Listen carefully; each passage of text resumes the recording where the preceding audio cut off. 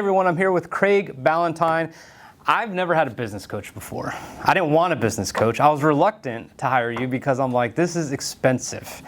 But what I needed in my life and for my new business was discipline, guidance, and someone to comb through all the spaghetti that was in my head. And you've done exactly that. I wanted to invite you here onto the Leadership Locker because it's targeted towards transitioning service members and veteran entrepreneurs. And we all are going to have our uphill battles, whether we choose the traditional route or the other route. But number one, thank you for being on. And if you could just tell us a little bit about yourself besides just being my business coach, an awesome business coach. Hey, listen, I grew up on a farm up in Canada, and I wanted to be a strength and conditioning coach in the National Hockey League of all things. And I ended up building an online fitness business, kind of like P90X. Everybody knows P90X. And then people started asking me, how the heck do you do this stuff? So I started coaching other people, and I realized I liked that more than what I was doing. And over a long period of time, I was able to transition out of it. And so people come to me, as you said, for like structure and systems and strategy to be successful in their businesses and in their careers. And it's a lot of fun because what I'm good at, most people struggle with. And so it's really easy for me to download that and make them more successful. Now let's talk about that. What you're good at is not what you were good at. You always say that you are known as the world's most disciplined man, but you are in fact kind of lazy. Yeah, I definitely don't want any service people thinking I'm trying to take claim of that, because there's a lot more disciplined people in that world. But I'm very, at my heart, I'm very lazy and unmotivated, but I wanted to be successful more than I wanted to be lazy and unmotivated, right? So, well, if that's what you want to be, I realized that a lot of people think discipline is like you got to add all these things, you got to become super crazy like Jocko and all that sort of stuff. I realized, like, for most people, discipline actually comes through subtraction. Yes. So eliminate your access to alcohol and tacos and whatever else it is, and all of a sudden you become a whole lot more successful if you don't have them in front of you and they're not throwing you off track. Now you can use them once in a while, of course, but if you eliminate the problems, eliminate distractions, temptations, and things that make you procrastinate, all of a sudden success becomes automatic. And that's what we want to show people. The discipline is actually easy, and then it doesn't even become discipline. It becomes rituals, routines, and habits, and you get up and you do those things and you have success automatically. How is it though? So I like checklists. Sure. I used to fly with a checklist. You cannot skip the checklist. It's pages and pages, emergency procedures. How is it that I'm looking at my to-do list? Maybe Eliza and I are looking at our to-do list. We're like, well, we have 15 things we need to do today, but we're going to cut that in half. Or maybe we'll cut it in half again. How is that going to help my business move forward, and how's that going to actually help me grow revenue? Well, it's a great question. And a lot of people are very, very efficient at doing the wrong things, which is one of the worst things in the world for a business owner. So you've got these long morning routines that are 2 hours long, or you've got these 17 things you're doing before you get to the hard thing because nobody wants to do the hard thing. If you figure out what the hard thing, the most important thing is, and you do those first, that's going to move your business ahead faster, and you don't have to worry about the icing on the cake stuff. You just have to worry about what's the most important thing and do that. The person who referred me to you, I started following you on Instagram after that. And one thing that I watched of you, and I think I shared it with you, Eliza, was you were talking about $10 tasks. Yeah, $10 $10 an hour tasks. And you were unbelievably adamant about it. You were talking about a gym owner who was cleaning the toilets at night. That's horrible. Talk to me about $10 an hour tasks, and talk to me also about the apprehension to spend the money to get those tasks taken care of for you. Well, I think it's a very important topic for this audience because you guys and gals are coming from a world where you do all this stuff, you're ordered to do this stuff, you have to keep the stuff clean, and now you're thrown into the real world and you're kind of handcuffed. Mentally, you think, who am I to have somebody else come in and clean the house? Who am I to have somebody else cook the meals? Who am I to have somebody else cut the lawn? But listen, at this stage in your life, you were not put here to cut the lawn.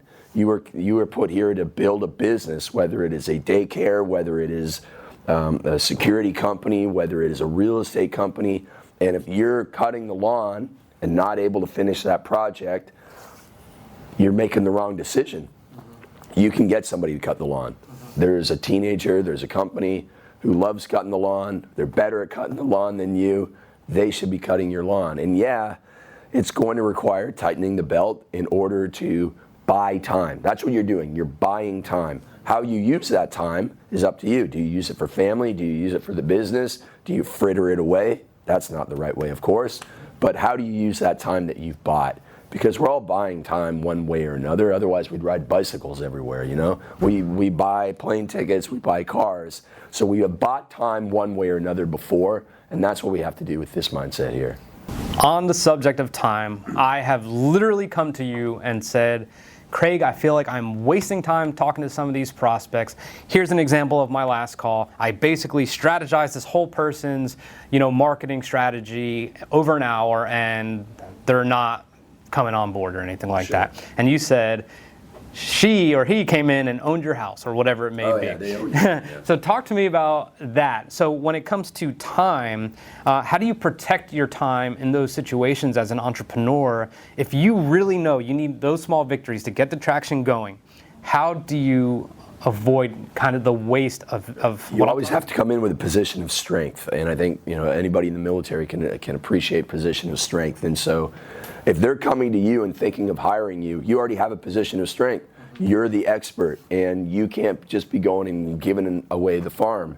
Whether you are consulting, again, as a security expert or whether a lawn care expert, they're coming to you. They don't know anything about how to do things right, and you're not here to download everything and tell them what to do so they can go, oh, okay, thanks, I'll just go and do this. No, the whole point of running your business is to be the authority, be okay with being the authority, diagnose the situation, say, hey, here's what we would need to do, and then you give a compelling case for them to work with you. You say, hey, listen, I've helped somebody just like you. I helped Joe Waters just down the street. His company was in this position just like yours is. We did this, this, and this for him. Now his business is here. That's what we do in our business. You want to make sure everybody's like, oh, okay, he's helped somebody just like me. Great, then he can help me. And at the same time, I'm not going through the process of everything we're going to do because it's not necessary. They don't need to know it. They don't understand it. It's a waste of everybody's time. All right. And then when we transition, and I'm saying this as someone who's been in this mindset. Sure. Like I was set, I served, I'm the man, I got all this, and I kind of fell right on my face, even though I felt like I was very qualified to get a good role somewhere doing something. Sure. All that changed as an entrepreneur. Why am I telling you this? I'm telling you this because the people in this mastermind and the people I've met through you are extremely, extremely humble. I want you to talk to me about how you got in touch with these people, the Bedros and the Joel Marions, who come in here. There's no arrogance about them. They spend extra time here. You've helped them, they help you, and it's just kind of a virtuous circle. Sure. How do you shed some of your successes and your experience to just make sure you're assisting at all times? I think it's very important to remember where we came from, and I'm basically all the experts I have are just humble people who are regular Joes who decided to be really serious about something. They could have spent all that time studying, whether it's Facebook ads or selling. They could have spent that time watching another round of The Office, and they decided not to watch another round of The Office, whereas most people, that stuff's addictive, and they end up, if you eliminate The Office from your life, success becomes automatic, right? Yeah. And so they just decided, all right, what do I want more in my life? Do I want to have more financial freedom and time freedom, and am I willing to make a sacrifice for that? Everybody listening to this show knows about sacrifice. Am I willing to do that for freedom, or am I going to give in to the easy path, the path of least resistance, go down that way and kind of have a bunch of regrets later on? Mm-hmm. And the people that I spend time with are just the regular Joes who decided to do that. Regular Joes and regular Janes, just normal, humble people, men and women, and they see me talk about that, they see my path, and they resonate with me, and that's why we don't have flashy people in here. I'm not a flashy person. I wouldn't be comfortable in a room of flashy people. They wouldn't be comfortable here. So we like attracts like, and so that's really important for everybody to understand. Last thing I want to cover is, we've been doing well, you've helped us, and we're still clearing out some of the cobwebs, and I am poised that we are going to just have an absolutely monster year. And our newest contract obviously is a monster. I mean, it's literally 3 times any contract we've had. That being said, I hit you up on an accountability email recently, and I said I was having a moment of weakness, where I usually wake up every day and I'm ready to go, but this particular day it was just lingering. There was negativity, there was what am I doing, imposter syndrome, all that.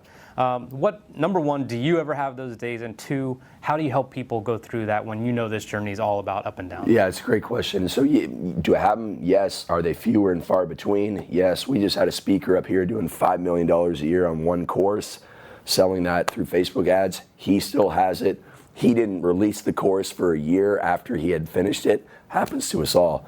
I mean, like maybe Michael Jordan didn't have it, right? Like maybe, I don't even know.